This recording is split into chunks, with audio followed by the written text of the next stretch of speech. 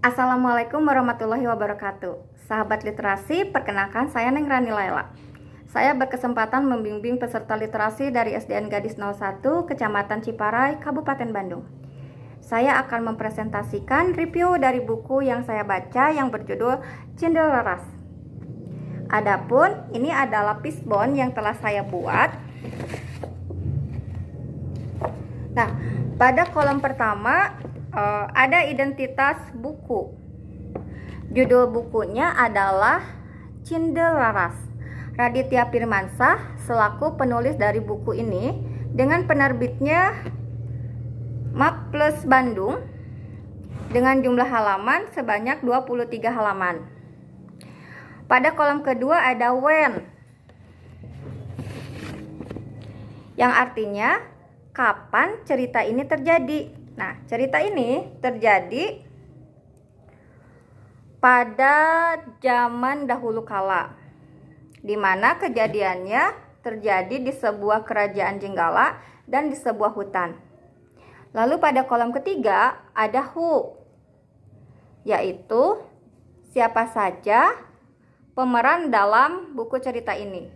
Di sana terdapat peran utama yaitu Cinderlaras.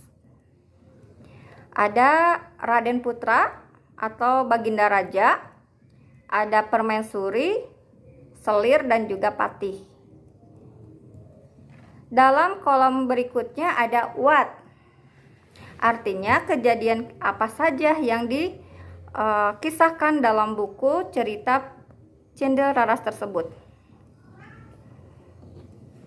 Nah, ini dikisahkan ada seorang anak yang bernama Cinderlaras yang tinggal di sebuah hutan bersama dengan ibunya, yang mana ibunya itu adalah seorang permaisuri.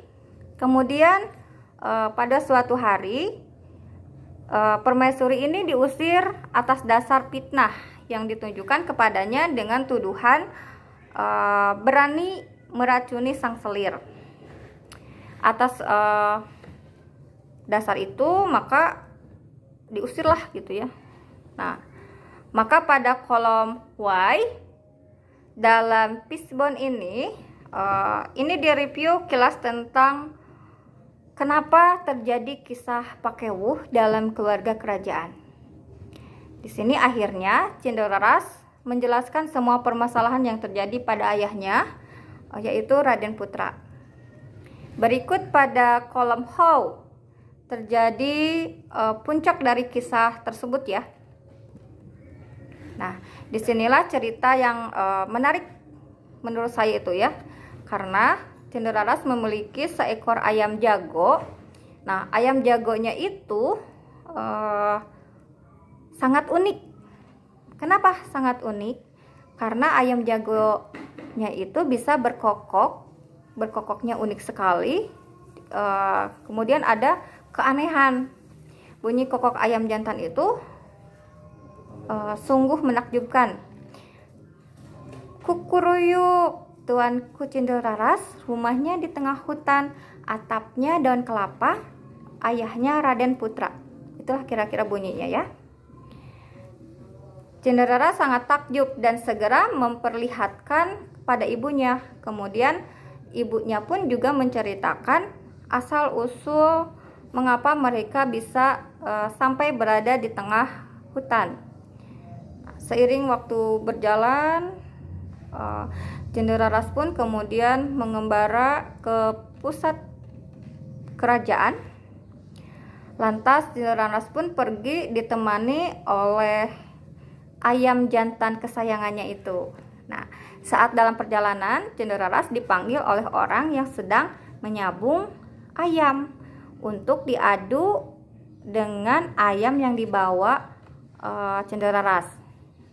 Dan ternyata ayam Cinderlaras itu berhasil dengan sangat mudah mengalahkan ayam orang-orang yang berada di desa itu.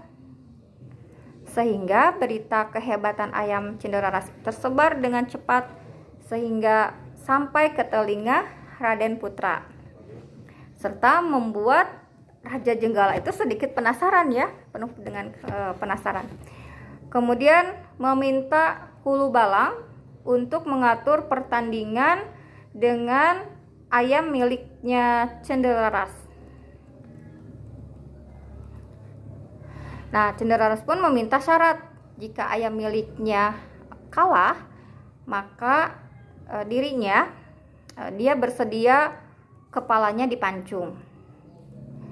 Namun jika ayam miliknya itu menang, dia pun juga meminta syarat, ya. Dia meminta setengah kekayaan dari kerajaan atau dari Raden Putra. Raden Putra pun juga menyanggupinya. Nah, akhirnya pertarungan itu dimenangkan oleh ayam milik dari Cendelaras. Nah, bersamaan dengan itu, Sang Patih menceritakan peristiwa yang sebenarnya yang terjadi pada permaisuri.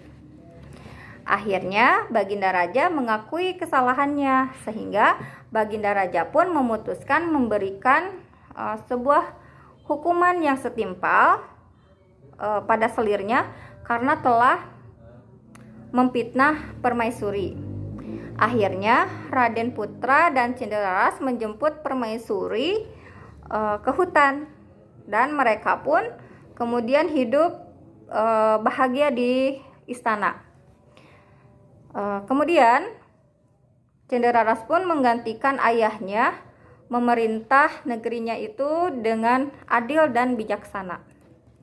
Nah, adapun hikmah yang bisa saya dapatkan setelah saya membaca cerita ini, ya, jangan mudah percaya terhadap informasi atau berita yang kita terima. Kita harus mentelusuri dulu ya kebenaran dari informasi atau kabar berita-berita tersebut. Kemudian jangan cepat mengambil keputusan yang bisa berakibat buruk kepada orang lain.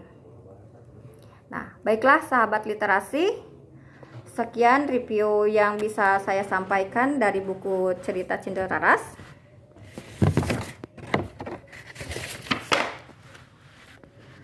Sekian presentasi dari saya. Terima kasih atas perhatiannya. Wassalamualaikum warahmatullahi wabarakatuh. Salam literasi.